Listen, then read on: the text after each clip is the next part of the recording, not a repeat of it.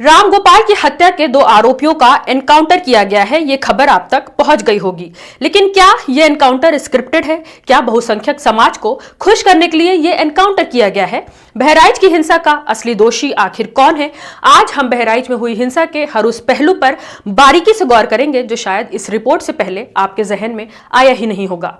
जिस घर की छत पर रामगोपाल ने हरा झंडा उखाड़कर भगवा झंडा फहराया था, उसी घर के मालिक और बेटों को ही रामगोपाल की हत्या का जिम्मेदार बताया गया है। उन्हें ही मुख्य आरोपी बताया गया है। लेकिन क्या सच में यही लोग उस घटना के आरोपी हैं? इस रिपोर्ट में आज हम मीडिया और पुलिस के इसी झूठ का खुलासा करेंगे।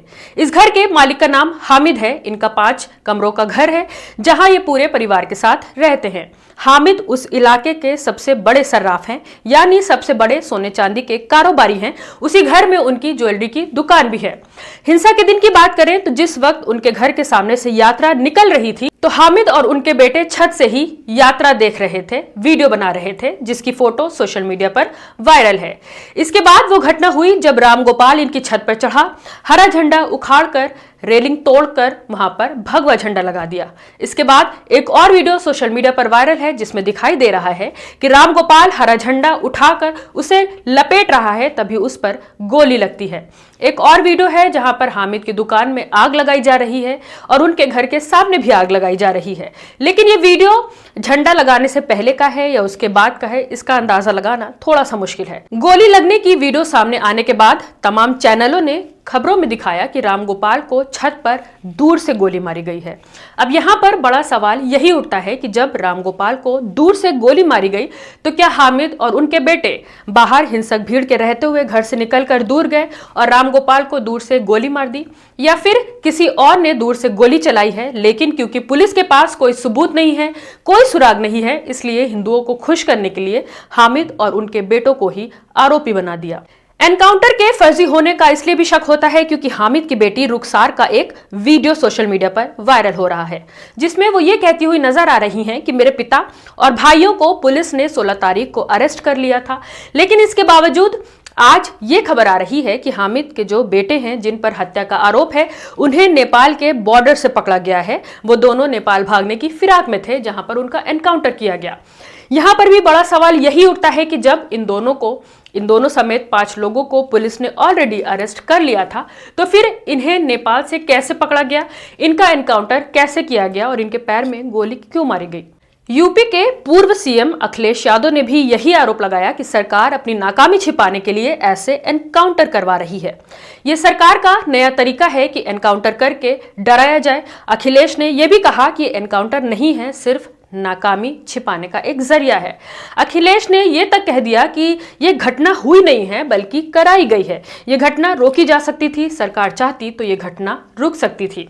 अब मीडिया की बात करें तो मीडिया ने किस तरह फर्जी रिपोर्ट दिखाकर समाज में नफरत को बढ़ावा दिया है।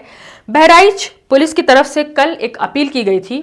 एक हिंदू व्यक्ति की हत्या के संबंध में सोशल मीडिया में सांप्रदायिक सौहार्द बिगाड़ने के उद्देश्य से भ्रामक सूचना जैसे मृतक को करंट लगाना, तलवार मारना और नाखून उखाड़ना जैसी बातें फैलाई जा रही हैं जिसमें कोई सच्चाई नहीं है। पोस्टमार्टम में मृत्यु का कारण गोली लगने से हो न पाया गया है। इस घटना में एक व्यक्ति के अतिरिक्त किसी अन्य की मृत्यु नहीं हुई है। अंततः सबसे ये अनुरोध है कि सांप्रदायिक सौहार्द को बनाए रखने के लिए अफवाहों पर ध्यान न दें व भ्रामक सूचनाओं को प्रसारित न करें। लेकिन इसके बावजूद टीवी चैनलों ने क्या क्या दिखाया है, इस पर नजर डालिए। आरोपियों ने उसके पैरों की सभी उंगलियों के नाखून खींचकर बाहर निकाल लिए थे। इस लड़के की आंखों के पास किसी नुकीली चीज से हमला किया गया था। चाकू या तलवार जैसे किसी धारदार हथियार से उसके सिर और हाथ पर कई वार किए गए थे। हत्यारों ने इस लड़के को मरने से पहले इलेक्ट्रिक शॉक दिए। रिपोर्ट में लिखा है कि रामगोपाल के नाखून भी उखाड़े गए थे। पैरों में जलने और चोट के निशान से जाहिर होता है कि उसे करंट भी दिया गया था। चेहरे और आंखों पर भी चोट के गहरे निशान मिले हैं। पोस्टमार्टम रिपोर्ट में रामगोपाल की मौत की वजह ज्यादा खून बहने को बताया गया है। हत्या से पहले उसे तड़पाया गया था, नाखून उखाड़े गए, रामगोपाल को करंट भी लगाया गया। तो बहराइच पुलिस ने साफ साफ कह दिया कि मरने वालों को करंट नहीं लगाया गया, उन पर तलवार नहीं चलाई गई, कोई नाखून नहीं उखाड़ा गया। लेकिन फिर भी ये चैनल फेक खबरें चलाकर टीआरपी बढ़ाते हुए नजर आ रहे हैं। समाज में नफरत को बढ़ावा देने के लिए क्या इन पर कोई केस किया जाएगा? भ्रामक सूचना दिखाने के लिए क्या इन पर कोई कार्रवाई की जाएगी? अब थोड़ी देर के लिए हिंसा की घटना को अपने जहन में विजुअलाइज करिए। आपके घर के बाहर एक हिंसक बेकाबू भीड़ है जो आपके घर में घुस सकती है। उसी घर में आपका पूरा परिवार है, आपका पूरा कारोबार है, जो कि छोटा मोटा नहीं है। 60 साल के हामिद उस इलाके के सबसे संपन्न सर्राफा कारोबारी माने जाते हैं। एक भीड़ जो दुकान के बाहर आग लगा रही है, दुकान में आग लगा रही है, उसी हिंसक भीड़ से एक व्यक्ति आपके घर में घुस जाता है। उस व्यक्ति की बॉडी लैंग्वेज से ये लग रहा है कि वो इस वक्त कुछ भी कर गुजरने की हालत में है। वो शख्स इतने गुस्से में है कि अपनी ताकत से छत की रेलिंग तक तोड़ डालता है और आपको अंदाजा नहीं है कि घर में घुस चुका व्यक्ति क्या क्या कर सकता है और क्या क्या करने वाला है। ऐसे में उस घर के मालिक को या उस घर के जवान बेटों को क्या करना चाहिए था? ऑप्शन 1, उन्हें खुद को और अपने परिवार को एक कमरे में बंद कर लेना चाहिए था। ऑप्शन 2, हिंसक भीड़ से घर में घुस चुके व्यक्ति को वो सब नुकसान कर लेने देना चाहिए था जो वो करने आया था। ऑप्शन 3, अपने कारोबार को, अपने परिवार को हिंसक भीड़ के हवाले कर देना चाहिए था। या ऑप्शन 4, अपने और अपने परिवार की रक्षा करते हुए हर वो कदम उठाना चाहिए था जो उस वक्त उनके पास मौजूद था। मैं हूं रूबा अंसारी और आप देख रहे हैं मिल्लत टाइम्स। मेरे सवालों का आपके पास क्या जवाब है और इस पूरी घटना के बारे में आप क्या सोच रहे हैं, मुझे कमेंट करके जरूर बताएं।